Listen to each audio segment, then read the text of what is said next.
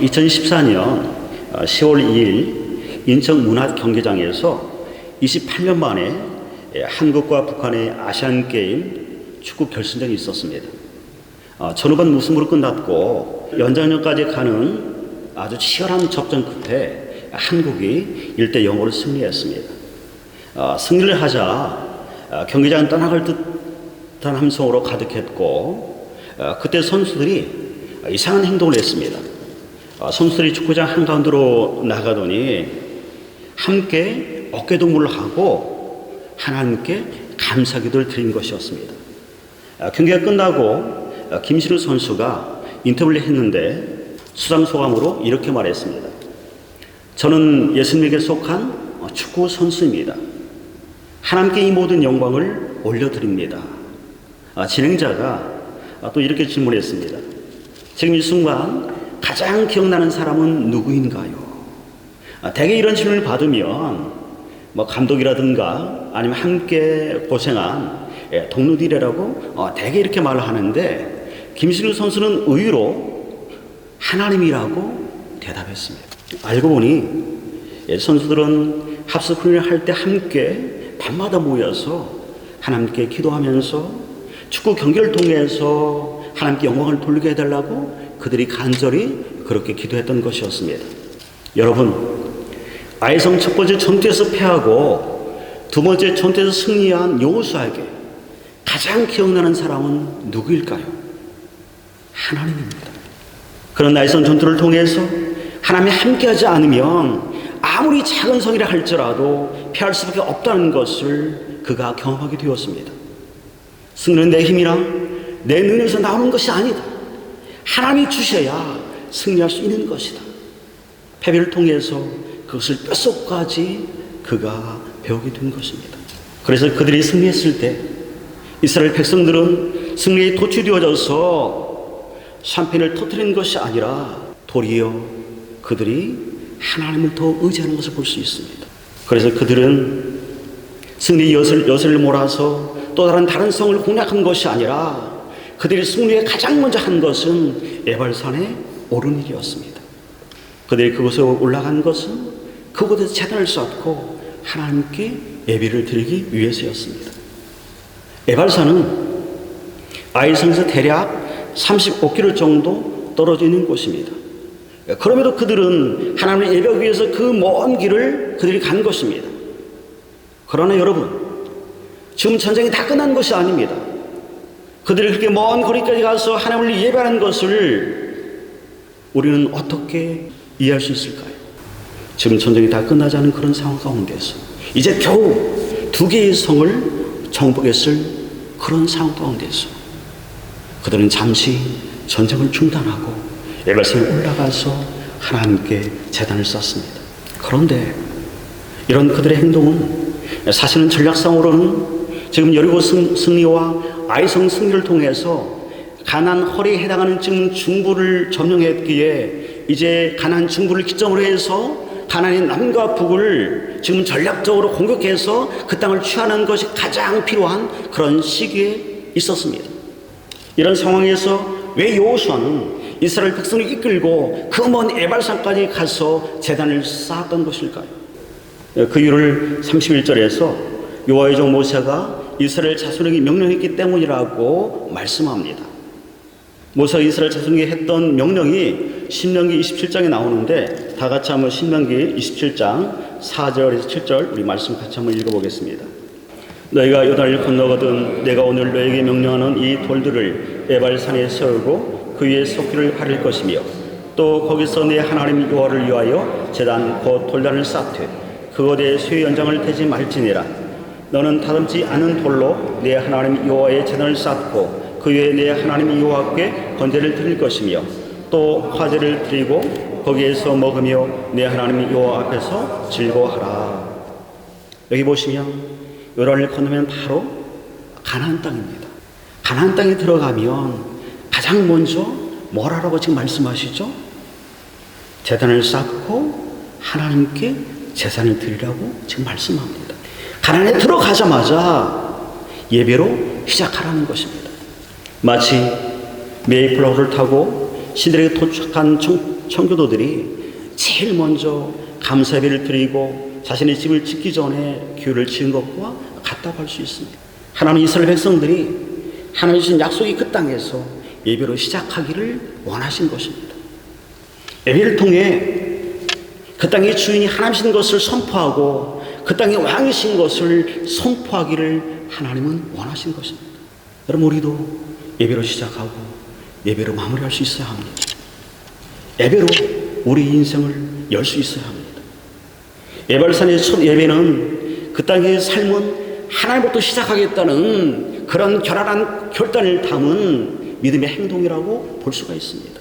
이렇게 예발산이 시작된 이 첫 예배는 우리가 여호수아서 마지막 장을 보시면 마지막 장인 24장에서 그들이 하나님께 예배로 마무리한 것을 볼 수 있습니다. 여러분, 가나안 정복의 시작과 끝이 예배로 시작해서 예배로 마무리되었습니다. 왜 그들이 예배로 시작해서 예배로 마무리할까요? 하나님의 이 땅의 주인이시고 하나님의 이 땅에 우리의 왕이시기 때문입니다. 하나님이 함께 할 때만이 우리가 승리할 수 있다는 것을 그들이 경험했기 때문에 그들은 위험한 그 상황 가운데서 잠시 전쟁을 중단하고 에발산에 오른 것입니다. 여러분, 우리는 어떻습니까? 하나님 우리 주인이십니까? 그 하나님의 통치 안에 여러분 거하고 계십니까? 사랑하는 성도 여러분, 예배를 사모하시기 바랍니다. 예배를 통해서 하나님이 내 주인이신 것을 여러분 믿음으로 고백할 수 있길 바랍니다. 그런데 안타깝게도 요즘 현대인들은 예배의 목숨을 걸지 않습니다. 교회는 내가 가고 싶으면 가고 가기 싫으면 가지 않아도 되는 정도로 생각을 하고, 그리고 내가 좀 힘들거나 아니면 급한 일이 생기면 얼마든지 빠져도 된다라고 그렇게 생각합니다. 어느덧 우리 예배는 그 예배의 중심이 하나님이 있는 것이 아니라 그 예배의 중심에 내가 자리하고 있는 것을 우리가 보게 되어집니다. 그래서 내가 예배의 중심에 있기에 내가 원하지 않으면, 내가 분주하면 얼마든지 예배를 드리지 않아도 된다고 생각하는 것입니다.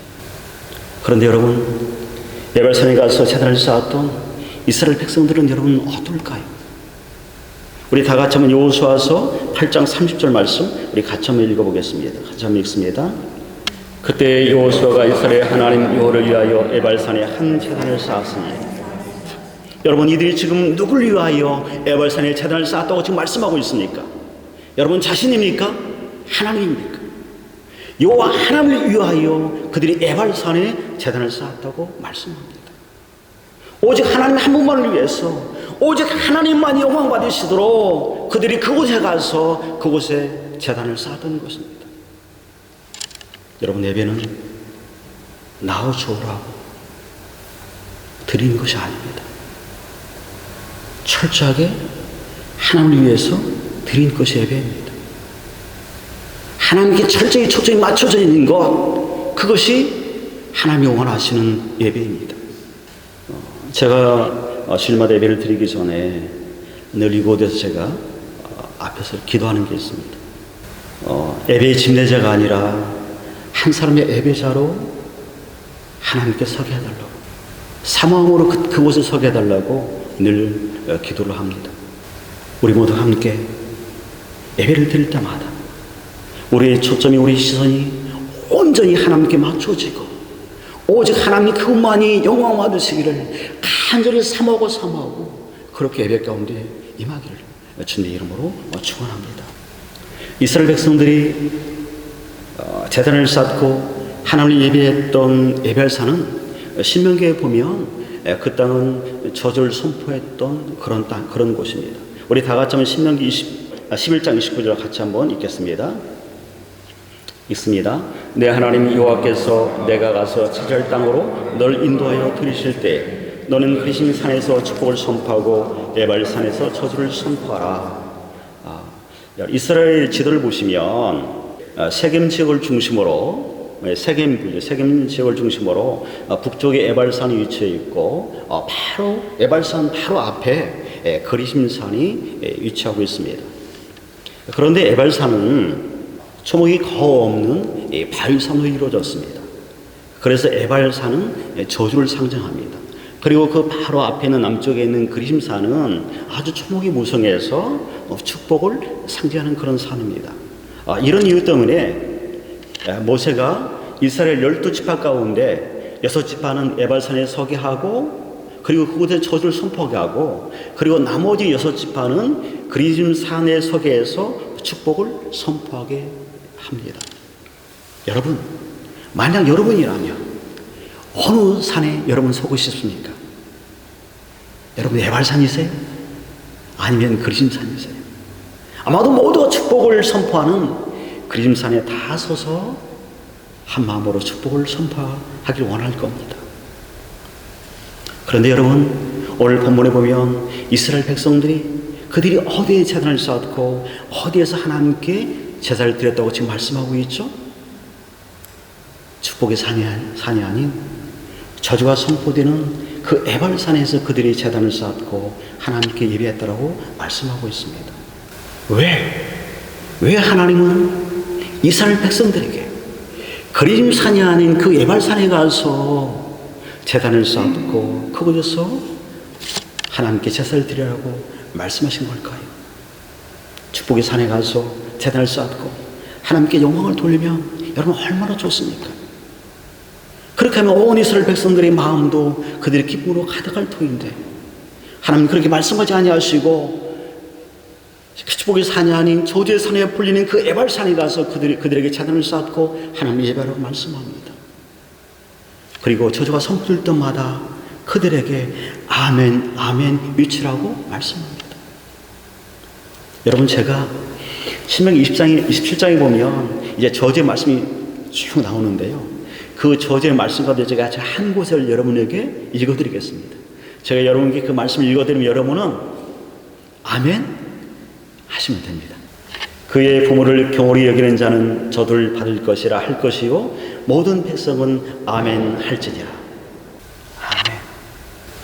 아멘. 제가 여러분에게 당신은 저주를 받아 마땅합니다, 제가 여러분이 그렇게 말하면 여러분은 아멘 아멘 저는 저주를 받아 마땅합니다, 여러분 그렇게 고백할 분 계신가요? 아니 참 목사님, 아니 오늘은 참 목사님 이상하시네, 지난주는 그러지 않으시더니 오늘은 참 이상하시네, 아마 이럴 거예요. 그런데 왜 하나님은 저주가 선포되는 그 에발산에서 제단을 쌓으라고 지금 말씀하실까요? 이 땅의 모든 인간들은 저주를 받아 마땅한 그런 인간들이라는 것입니다. 에발산에서는 이스라엘 백성들도 여기에 예배하는 저와 여러분도 저주를 받아 마땅한 그런 인간이라는 것입니다. 그 어느 누구도 예외가 없다는 것을 지금 말씀하는 것입니다. 그런데 이렇게 저주를 받아 마땅한 인생들을 위해 여러분 뭐가 놓이죠? 에발산에 제단이 놓인다는 것입니다. 제단이 놓여지고 그 제단 위에서 오늘 말씀을 보면 번제와 화목제가 하나님께 드려집니다. 번제의 제물은 우리가 아는 것처럼 하나도 남김없이 불살라 온전히 다 태워서 하나님께 드리는 온전한 헌신을 의미합니다. 이것은 우리 헌신도 의미하지만 1차적으로는 예수님께서 자신을 온전히 십자가에 다 내어드리심으로 전혀 부족함이 없는 완전한 완벽한 구속을 이뤘다는 것을 의미합니다. 여러분, 이것이 복음입니다. 저주받아 마땅한 나를 대신해서 저주를 받으신 대제사장 되신 그 예수가 대신하는 것, 그것이 우리에게는 복음이고 그것이 우리에게는 기쁨의 소식인 것입니다. 번제와 화목제물을 드림으로 저주받을 이스라엘 백성들의 그 모든 죄가 다 덮여지고 예수 그리스도가 화목제물이 되심으로 인해서 그들 가운데 하나님과의 화평이 선포되어지고 이루어지는 것입니다. 그래서 하나님은 그리심산이 아닌 에발산에서 그들로 제단을 쌓고 그곳에서 번제와 화목제를 드리라고 말씀하신 것입니다. 저주받을 인생에 번제와 화목제를 통해서 축복받은 인생으로 바뀌어지게 되는 것입니다. 그래서 신명기 21장에서 보시면 먼저 에발산에서 이제 저주가 선포되어지고, 그리고 번제와 화목제를 통해서 죄수습이 일어나고, 그리고 하나님과 화목이 이루어지고, 그리고 28장, 다음 장 28장에 드디어 축복이 선포된 걸 볼 수 있습니다. 그래서 순서가 뭐에 먼저? 에발산, 그곳에서 제단에서 번제와 화목제를 드림으로 하나님과 화목되어지고, 그 다음 28장에서 이제 뭐가 선포되어져요? 축복이 선포되는 것입니다. 하루에 10분 이제 공동체 성령 읽기를 저희가 하고 있는데, 어제 말씀이 로마서 4장에서 7장까지의 말씀입니다. 그 말씀 가운데 4장 7절과 8절 말씀에 이런 말씀이 있습니다. 죄가 가리워진 사람은 복이 있고 주께서 그 죄를 인정하지 아니하실 사람은 복이 있도다. 여러분, 누가 복 있는 사람을 말씀하죠? 많이 가진 자, 지식이 많은 자가 아니라 죄가 가리워진 사람, 그 사람이 복이 있다고 로마서에서 말씀하고 있습니다. 여러분, 그것이 오늘 본문의 에발산에서 그대로 이루어지는 것이죠. 번제와 화목제를 통해서 그들의 죄가 가리워지고 하나님께 온전한 화평, 화목이 선포되는 그곳이 에발산이라는 것입니다. 그럼 우리는 더 이상 우리가 저주의 산에 서 있는 것이 아니라 이제는 하나님의 그 은혜 때문에 예수 그리스도의 번제와 화목제물 되심을 통해서 이제는 저주의 산에서 축복의 산으로 옮겨진 사람들, 그게 바로 저와 여러분이라는 것입니다.